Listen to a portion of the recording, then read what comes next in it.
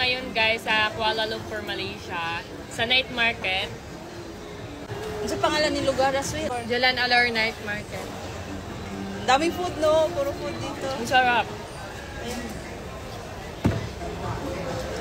So, ang mga binibili namin dito guys, yung parang Pinoy lang din na food. Pero itatry namin yung mga kakaibang food dito. Sarap. Tingnan nyo guys, kahit kumakain kami ng ice cream, yung lip tint namin, nag-stay pa din yung sa lips. Oh. Pigmented na pigmented yung lip tint na ginagamit talaga namin. So dahil yan dito guys, sa Prestige International lip tint nila, ayan, ito yung ginagamit namin guys, ayan siya. So ito yung ginagamit namin sa lips namin.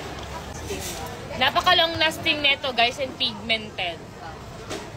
4 pieces guys, 98 pesos lang, napakamura lang guys. Kaya itry nyo siya guys, check out nyo ang Giselo Basket ni Mama. Check out nyo to. Pak, ang pretty ng mga girls. Anong sikreto? Ba't pink na pink? Ito lang yan. Ay. Ilang beses ko na sinabi to guys. Ito lang yung ginagamit ko guys. Ito ang Prestige International Lip Tint. Kasi guys, napakamura lang yan. 98 pesos, 4 shades na yung matatanggap nyo. Ayan o. Oh.